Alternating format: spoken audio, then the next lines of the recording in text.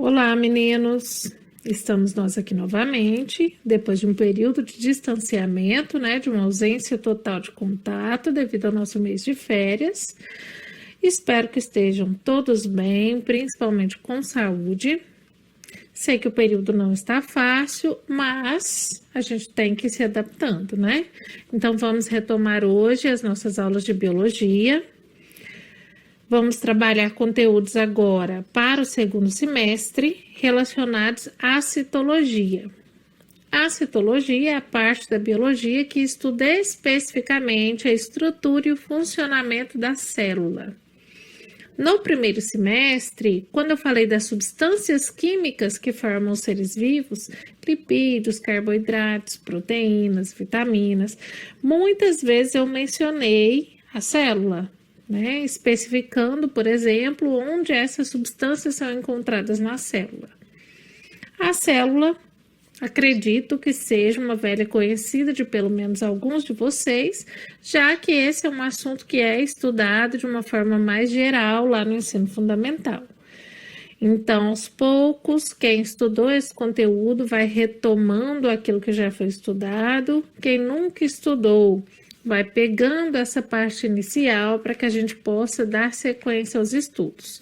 Essa aula é uma aula de introdução à citologia. Vamos falar hoje aspectos mais gerais sobre a célula, para em seguida aprofundar um pouquinho mais, ok? Não vou aparecer em vídeo durante toda a aula, na maior parte dela vocês vão ouvir apenas a minha voz, né? Na verdade, até o final, para que esse vídeo fique mais fácil de ser postado, fique mais leve, ok? Vamos lá, então.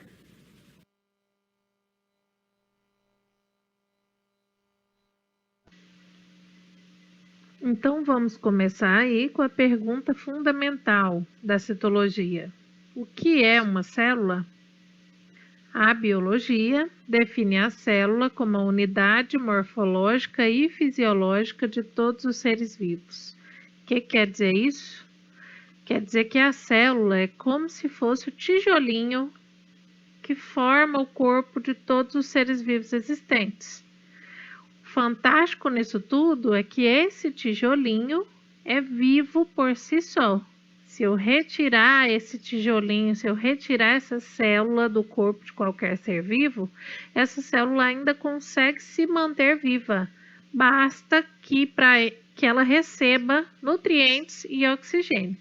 Se ela receber essas duas substâncias, ela consegue se manter viva mesmo fora do corpo do qual ela foi retirada.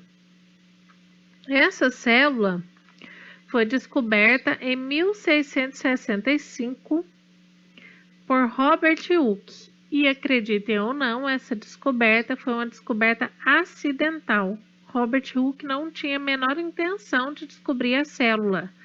Robert Hooke estava interessado no microscópio. Ele tentava construir um microscópio, né, um microscópio bem rudimentar devido ao período. E para testar esse microscópio, ele tinha que observar várias coisas. Numa dessas observações, Robert Hooke utilizou um pedaço de cortiça, que é a casca de uma árvore. Essa mesma casca, esse mesmo material que foi muito utilizado na fabricação de rolhas de garrafa. Ao observar essa cortiça no microscópio, Robert Hooke observou uma estrutura cheia de cavidades, muitas cavidades.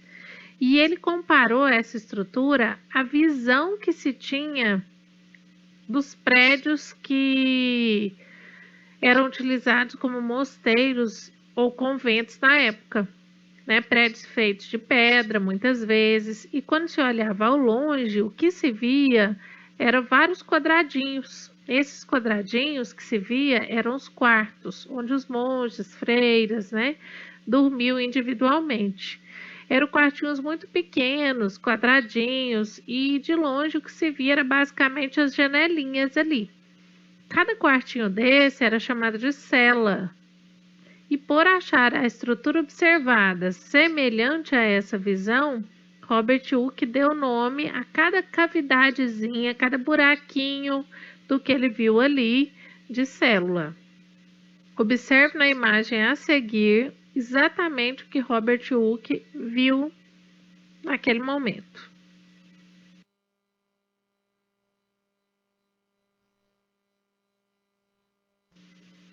Então, aqui eu tenho uma fotografia pintada ainda, né, de Robert Hooke. Então, apresenta a vocês Robert Hooke, descobridor da célula.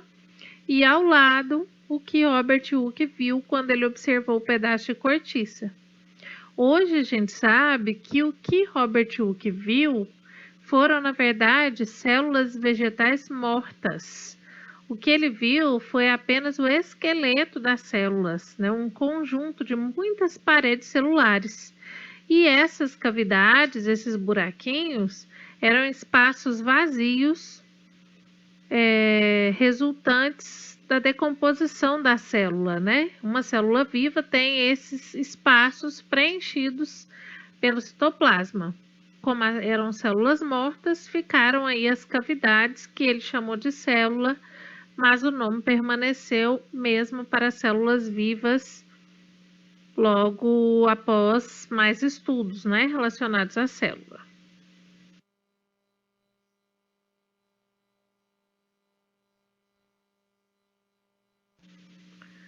Depois da descoberta da célula por Robert Hooke, vários outros cientistas se interessaram pelo estudo dessa estrutura microscópica que até então era desconhecida.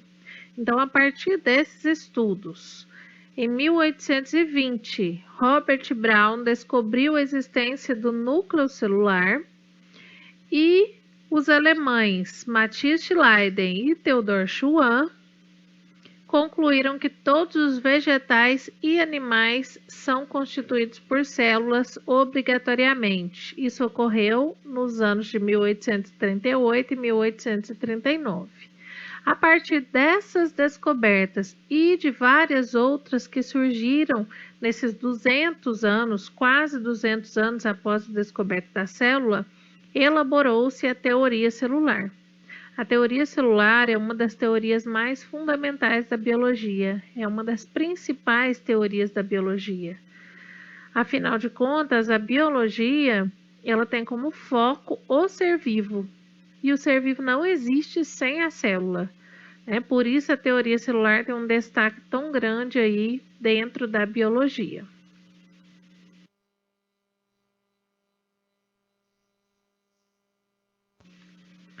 A teoria celular, ela é constituída basicamente por 3 premissas ou 3 ideias principais, né? Primeiro fundamento da teoria celular: todo ser vivo é formado por células e pelos produtos dessas células, pelas substâncias que essas células produzem.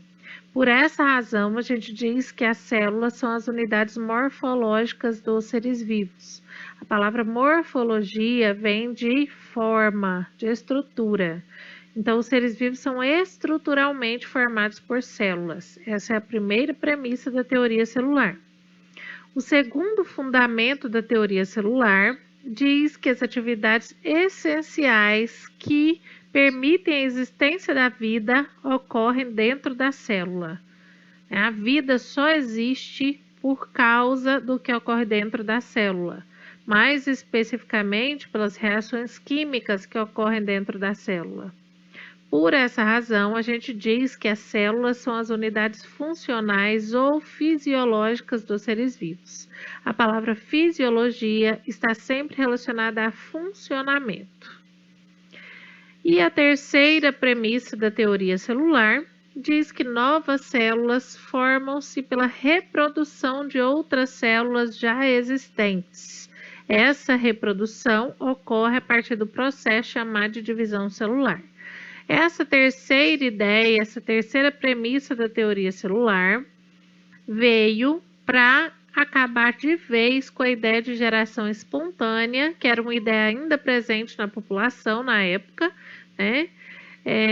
de pessoas que acreditavam que um ser vivo podia surgir da matéria não viva, da matéria inanimada. Então, a teoria celular veio para acabar de vez com essa ideia.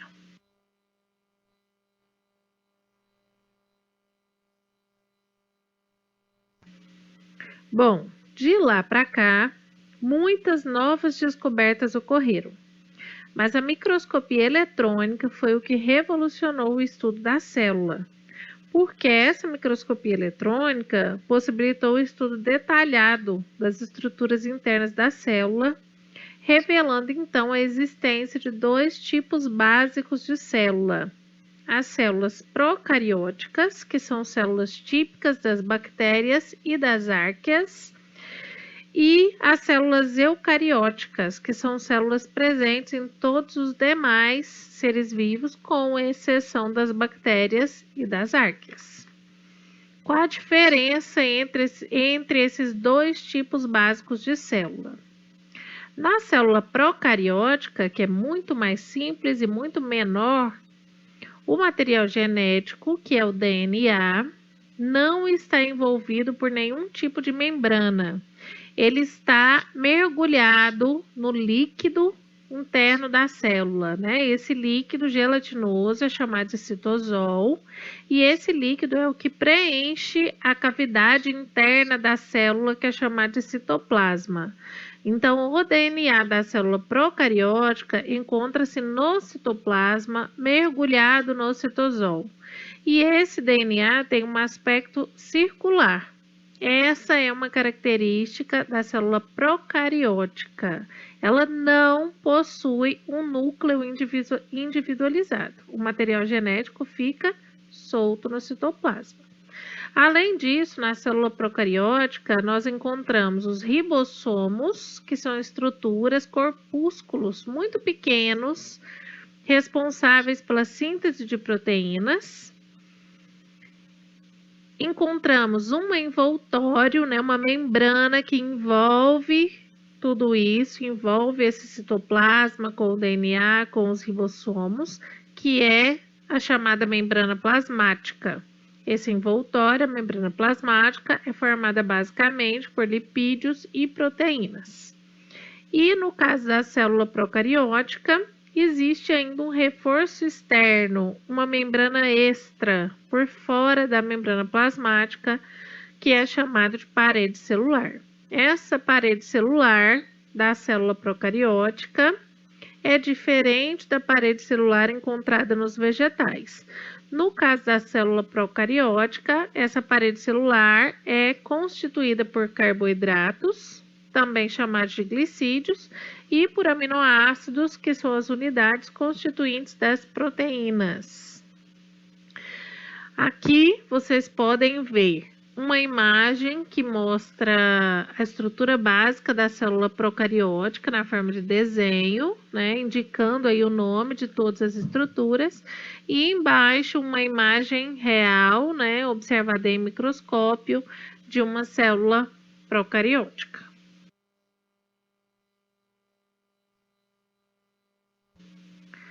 Já a célula eucariótica, que é bem maior e bem mais complexa do que a célula procariótica, nessa célula o DNA, que é um material genético, se encontra associado a proteínas, então ele não se encontra livre no citoplasma, ele se encontra enrolado a proteínas. Quando ele se enrola a proteínas, ele forma o que a gente chama de cromossomos. E esses cromossomos, esse DNA, se encontra envolvido por uma membrana, formando uma espécie de uma cápsula dentro da célula. Essa membrana, que envolve o material genético, é chamada de envelope nuclear ou também de carioteca. E é essa membrana, em conjunto com o material genético encontrado ali dentro, que forma o que a gente chama de núcleo celular. Então, a célula eucariótica possui núcleo celular e a célula procariótica não possui núcleo celular. No citoplasma da célula eucariótica, ali mergulhados no citosol, também existem ribossomos, assim como na célula procariótica. Mas Na célula eucariótica, além dos ribossomos, existe uma série de outras organelas, né? A palavra organela é diminutivo da palavra órgão, então é como se fossem os órgãos da célula. Na célula eucariótica, existe uma série dessas organelas envolvidas por membranas, que a gente chama de organelas membranosas. Exemplo dessas organelas membranosas são a mitocôndria, o retículo endoplasmático, o complexo golgiense, os ribossomos, que alguns de vocês já devem ter ouvido falar lá no ensino fundamental. É outra diferença, então, entre a célula procariótica e a célula eucariótica. A célula procariótica só tem os ribossomos como organelas. E a célula eucariótica, além dos ribossomos, possui várias outras organelas membranosas formadas por membrana. A célula eucariótica está presente em quase todos os seres vivos, e nesses seres vivos eu posso encontrar a presença de uma única célula ou de várias células. O indivíduo que apresenta uma única célula é chamado de unicelular, e o que apresenta muitas células é chamado de multicelular ou pluricelular.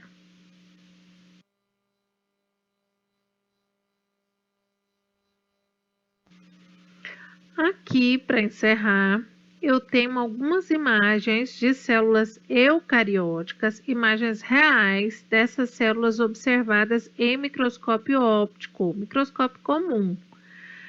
Na primeira imagem, nessa imagem superior, eu tenho um esfregaço da mucosa oral, da parte interna da bochecha. Eu tenho uma lâmina feita, né, a partir de saliva retirada ali da parte interna da bochecha de uma pessoa.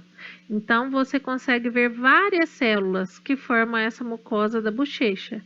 Como trata-se de um microscópio óptico, você não consegue ver muitos detalhes, mas dá para ver ali o envoltório, né, os limites da célula, dá para ver o núcleo, que é esse pontinho mais escuro, né, que tem no meio de cada célula, e toda essa parte rosa seria o citoplasma. Na imagem, na parte de baixo, eu tenho também uma lâmina feita a partir do epitélio da cebola, de uma daquelas pelezinhas da cebola. Essas são as células da cebola, bem juntinhas. Eu consigo ver ali também o núcleo, né, em amarelo. Consigo ver a parede celular, que é esse envoltório que parece que está em duas camadas. E esse meio, que está um amarelo e mais clarinho, todo preenchido, seria o citoplasma. É uma célula vegetal nesse caso. Células eucarióticas podem se dividir em células animais e células vegetais. Na imagem à direita, eu tenho apenas um comparativo, utilizando justamente a célula da mucosa da bochecha, que é uma célula animal, uma célula eucariótica animal, e bactérias, logo acima. As bactérias são células procarióticas. Esse comparativo é para mostrar aí a diferença de tamanho entre a célula procariótica e a célula eucariótica, né? Essa diferença é bem visível.